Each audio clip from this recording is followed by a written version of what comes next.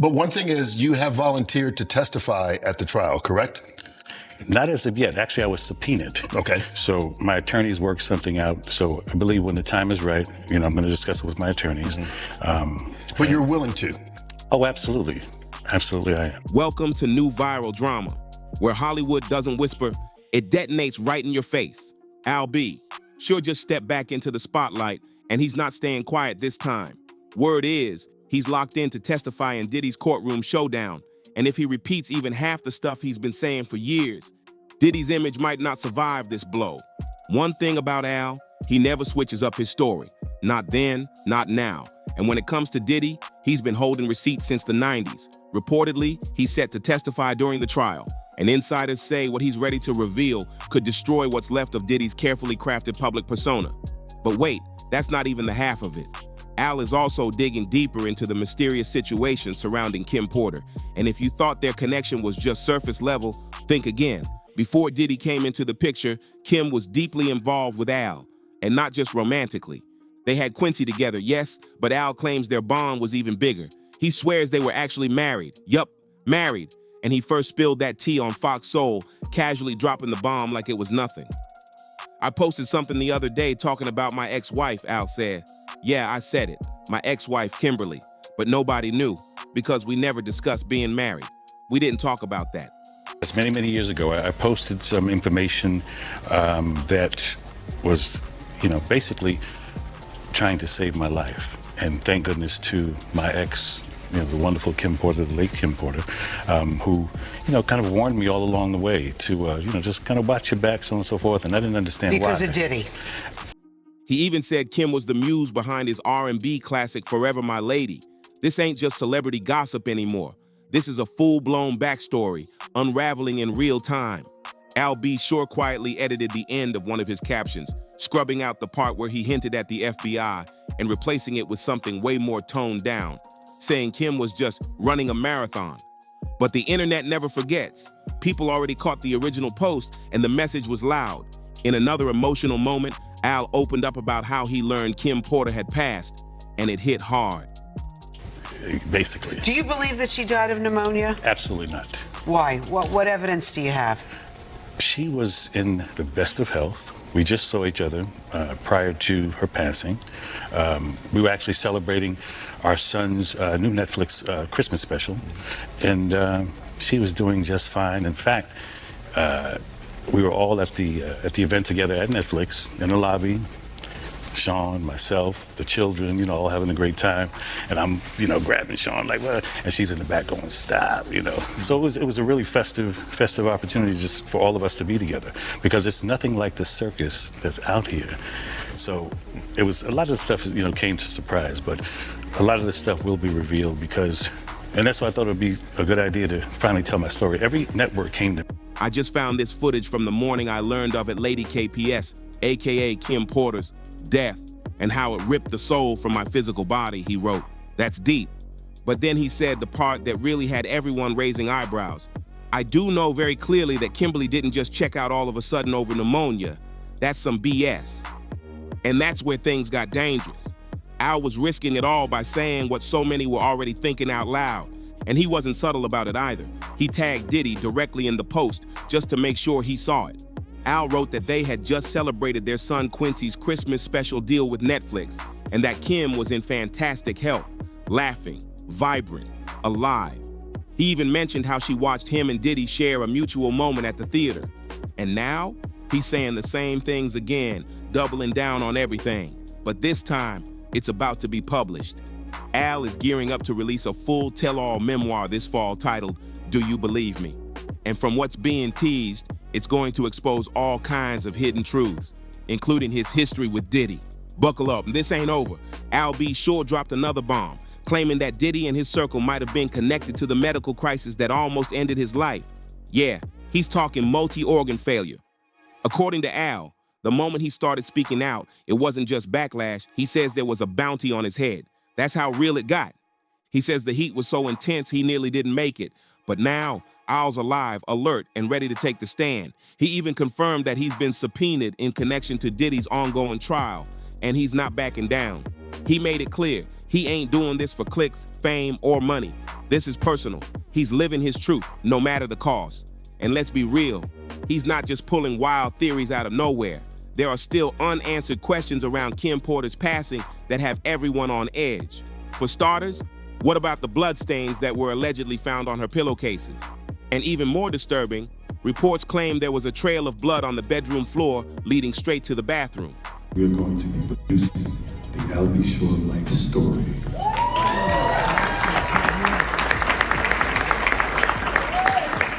So hold on to your britches, and you'll really understand how I ended up in a coma.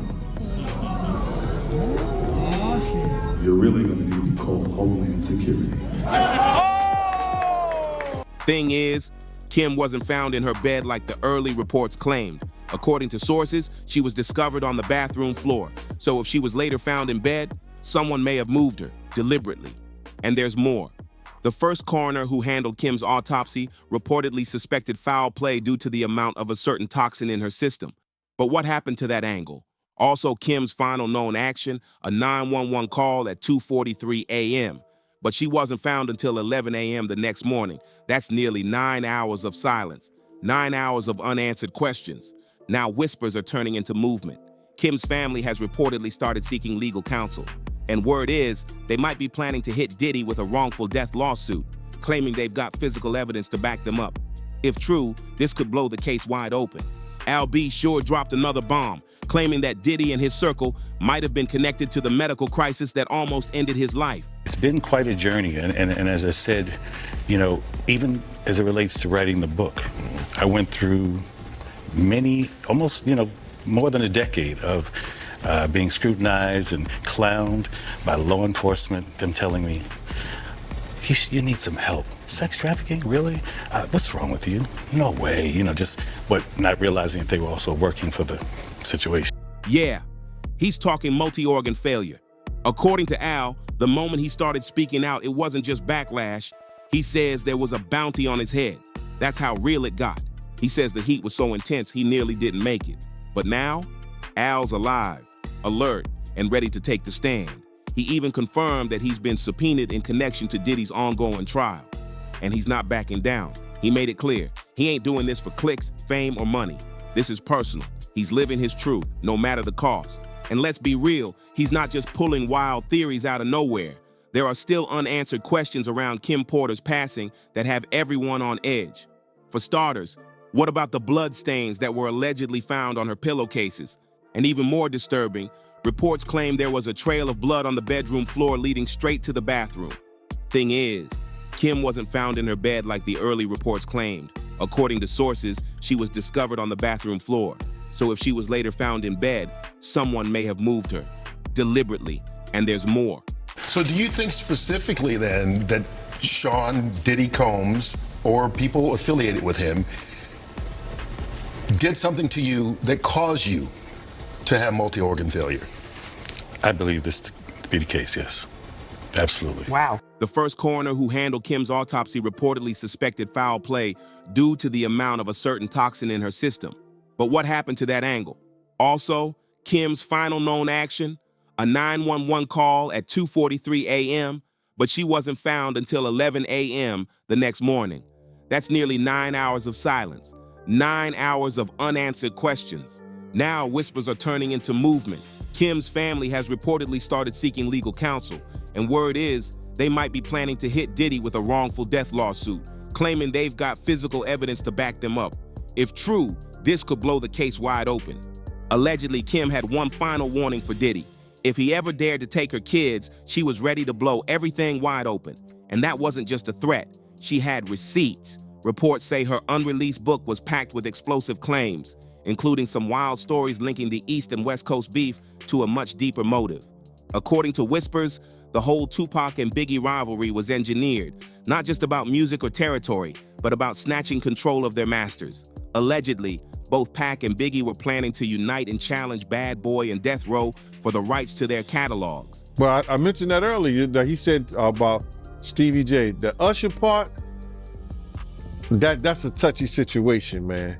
You know what I'm saying? Because I had a certain feeling, and I felt a certain way when Usher got on Shay Shay, and I don't mean to mention other people's platforms, but he got on Shay Shay and he mentioned how great and how good Puff taught him and everything. You know what I'm saying? About the business, right? I know, and people know, that was around that in that time that Puff and Usher did have a situation. And that situation led Usher to the hospital. But they never got the chance. And Kim, she was supposedly ready to name names and break down how it all really went down. But that wasn't all she had on Diddy, not even close. Her book was said to expose parts of his private life that no one was supposed to talk about, including some alleged relationships with men. Names like Usher were even thrown in the mix. Again, allegedly. And just when you thought it couldn't get messier, even Al B sure wasn't spared. The leaked version of the book included a disturbing excerpt, one that suggested Kim walked in on something between Diddy and Al that left her shaken to the core. In Kim's alleged words, what she saw took her soul so far back, she had to leave the house and go across the street to China. That's how intense it was. There was even dialogue quoted in the book where Al reportedly told Diddy, "It's still weird seeing you with my friend, but you're happy, so I'm happy for you guys." And Diddy allegedly replied, "Thanks, man. Me and you, we've shared so much."